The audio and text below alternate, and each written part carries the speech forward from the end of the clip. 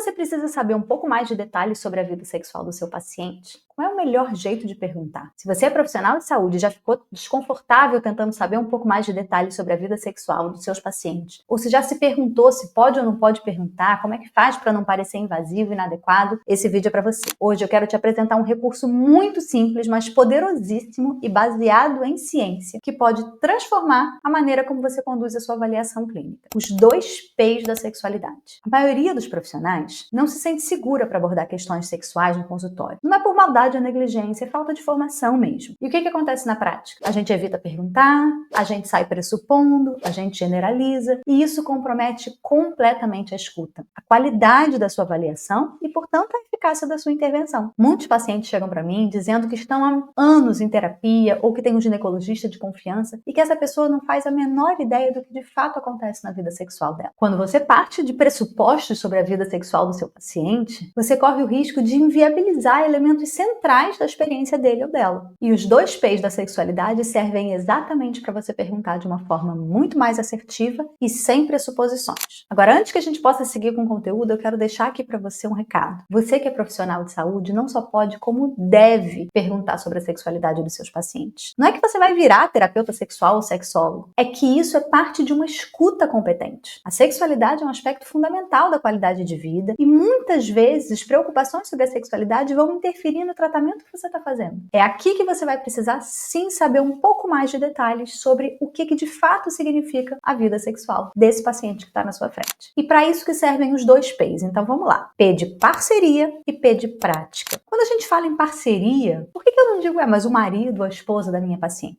O que é a parceria? A parceria, ou as parcerias, no neutro, no gênero neutro, são pessoas com quem o seu paciente se relaciona sexualmente. Não precisa ser uma pessoa, podem ser várias, podem ser relações fixas, podem ser relações variáveis. E o que você quer saber? Você quer saber quem são essas pessoas. Muitas vezes você vai estar ali numa saia justa, por exemplo, de perguntar para uma senhora viúva com quem que ela se relaciona sexualmente, se ela não tem um parceiro. Ou alguém que vive um relacionamento, um casamento monogâmico heterossexual. Quem garante que a única pessoa com quem o seu paciente ou a sua paciente se relaciona é o cônjuge? Se você faz uma pergunta que já diz assim, como é que está a sua vida sexual com seu marido? Você tira dessa pessoa a possibilidade de dizer que, na verdade, ela também se relaciona com outras pessoas. E aí, dependendo do que você estiver precisando tratar, ou dependendo do que você estiver precisando saber, essa informação vai fazer toda a diferença. Da mesma forma que muitos pacientes chegam para mim e dizem assim, olha, eu cheguei na ginecologista e ela começou a falar de contracepção. Mas em nenhum momento ela me perguntou com quem eu me relaciono, eu só me relaciono com mulheres. Não tenho risco de ficar grávida. E aí ela ficou ali falando sobre contracepção,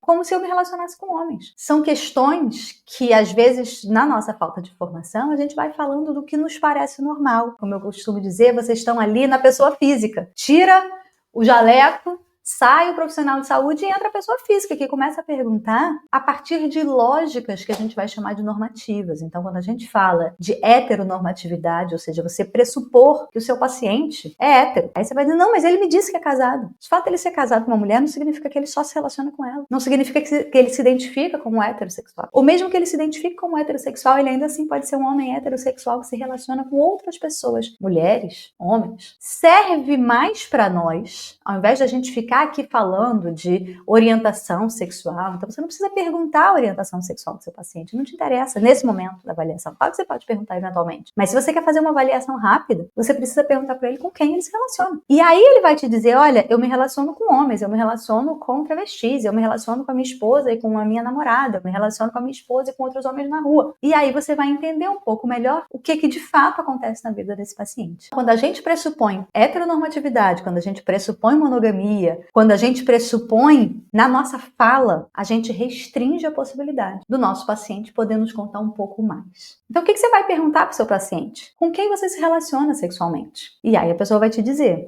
me relaciono com fulano e beltrano. Aí você vai dizer assim, como é que são essas relações? Como é que você me define essa relação? São relações fixas? São relações variáveis? Vocês dão algum nome para essa relação? Casamento, namoro? Além dessa pessoa que você me falou, tem alguém mais com quem você tem algum tipo de contato sexual? sexual. Então pode ser que, eu tenho a minha esposa, eu tenho a minha parceira, mas eu tenho um contato sexual com um cara lá do meu trabalho, que é muito esporádico, a gente só dá uns beijos de vez em quando, tem contato sexual. Quando a gente coloca a pergunta de uma forma mais ampla, a gente abre a possibilidade para o paciente entregar para a gente de bandeja um monte de informações que, se você fizer a pergunta mal feita, provavelmente você nunca vai descobrir ou vai levar anos para descobrir. O segundo P vai ter a ver com práticas. Mais do que quantas vezes vocês transam, vocês têm transado, vocês têm se relacionado, eu preciso saber o que essas pessoas estão de fato fazendo. Vamos dizer que a minha paciente me conta que sente dor na relação. Eu preciso saber o que acontece naquela relação que talvez esteja causando aquela dor. Ou a paciente me conta que ela tem uma dificuldade de desejo. Eu preciso saber o que é isso que está acontecendo ali que ela não deseja. Ou eu vou simplesmente entender que aquilo ali seria a priori desejável e que, se ela não está desejando, ela tem um problema. Eu preciso saber o que é aquilo. O que é isso que ela está chamando de sexo com o parceiro ou a parceira. É importante que a gente possa avaliar o que a pessoa de fato faz. Então a pergunta que você precisa fazer para o seu paciente é: quando você se relaciona intimamente, o que é isso que você costuma fazer? E aí pode ser que a pessoa te diga,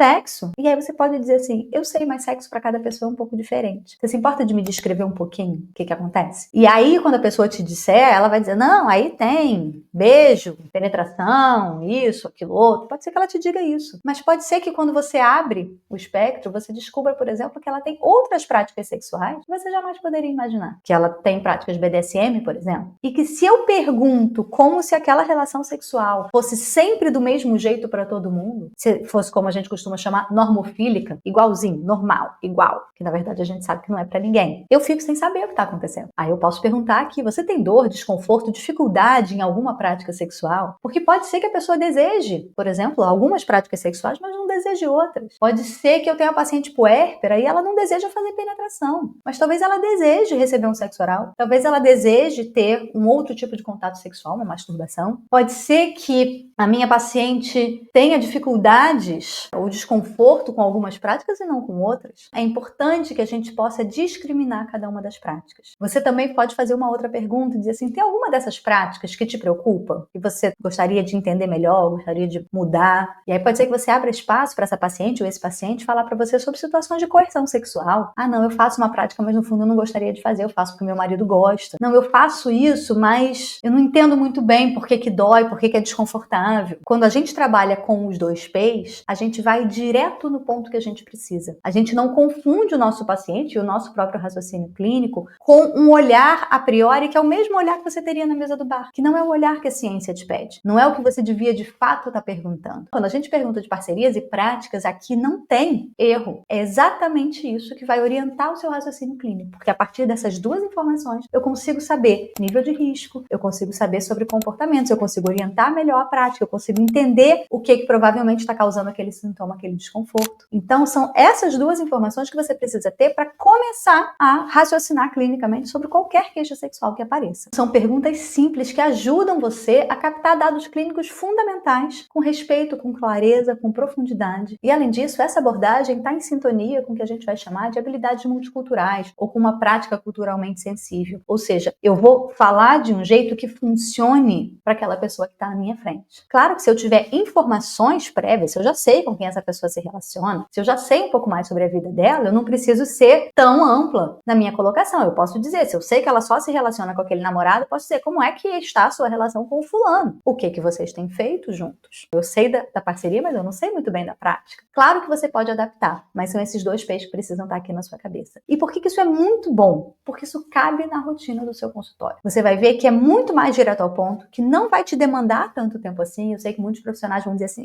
mas eu não tenho tempo para lidar com a sexualidade. Não tem tempo porque não tem método. Não tem tempo porque você não tem clareza do que você precisa saber. Então, perguntar sobre parcerias e práticas vai te levar 3 minutos. Se você sabe fazer boas perguntas, você consegue fazer uma avaliação muito mais efetiva. E por que é tão importante a gente fazer uma boa avaliação? Porque você não consegue tratar, você não consegue intervir no que você não escutou. E você não escuta o que você não pergunta. Então, os 2 P's são uma forma simples, eficaz e científica de acessar a sexualidade do seu paciente com ética, respeito e sem ser invasivo. Para você que quer fazer uma clínica cada vez mais completa, mais informada e mais humana, a minha dica é: comece perguntando melhor. E se você quiser aprender mais sobre a sexualidade baseada em evidências, fica aqui o meu convite para me seguir por aqui e se aprofundar. Aqui na descrição desse vídeo tem toda a oferta de cursos que eu ofereço nos mais diferentes níveis para profissionais de saúde. Fica à vontade para conferir. E a gente se vê no próximo vídeo.